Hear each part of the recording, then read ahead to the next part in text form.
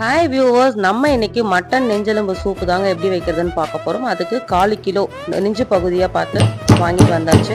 So அந்த எலும்பெல்லாம் லைட்டாக இடிக்கல்ல வச்சு தட்டி எடுத்துக்கலாம். கொஞ்சம் டேஸ்ட் நல்லாயிருக்கும். ஸோ குக்கரில் போட்டு ஒரு 1.5 சொம்பு அளவுக்கு தண்ணி ஊற்றிட்டு ஒரு 10-15 வெங்காயம், சின்ன வெங்காயம் போட்டு அதை நல்லா இடித்து எடுத்து வச்சுக்கலாம். இஞ்சி, கொஞ்சம் பூண்டு போட்டு அதையும் நல்லா இடித்து எடுத்து வச்சுக்கலாம்.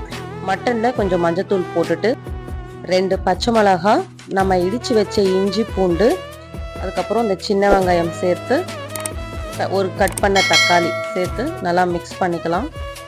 கூடவே மிளகு, சீரகம் இடித்து அதில் ஆட் பண்ணிவிட்டு நல்ல ஃப்ரெஷ்ஷான கொத்தமல்லி கட்டு எடுத்துகிட்டு வந்து ஸோ அதையும் நம்ம கொஞ்சம் கட் பண்ணி இதில் ஆட் பண்ணிக்கலாம். அதுக்கப்புறம் இந்த சூப்புக்கு தேவையான அளவுக்கு கொஞ்சம் சால்ட் ஆட் பண்ணிக்கலாம். 2 ஸ்பூன் தனியா பவுடர் போட்டு நல்லா மிக்ஸ் பண்ணி விட்டுறலாம். அதுக்கப்புறம் இதில் ஒரு சின்ன ட்ரிக்கு, மட்டன் நல்லா சாஃப்டாக வேகிறதுக்கு ஒரு தேங்காய் ஓடு ஒரு பீஸ் எடுத்து உள்ளே போட்டுட்டு குக்கரை மூடி வச்சிடலாம். ஸோ ப்ரெஷர் ரிலீஸ் ஆனதுக்கப்புறம் நம்ம போட்ட அந்த தேங்காய் ஓடை மட்டும் நம்ம வெளியே எடுத்துடலாம். ஸோ இதுக்கு ஒரு சின்ன தாளிப்பு கொடுத்துடலாம். அடுப்பை பற்ற வச்சு ஒரு பேன் வச்சுட்டு கொஞ்சம் நல்லெண்ணெயில் தாளிச்சா இன்னும் டேஸ்ட்டு சூப்பராக இருக்கும். ஸோ நல்லெண்ணெய் ஊற்றி கடுகு, கொஞ்சம் கருவேப்பிலை போட்டு ஒரு சின்னதாக ஒரு தாளிப்பு கொடுத்துட்டு கலக்கி விட்டுறலாம்.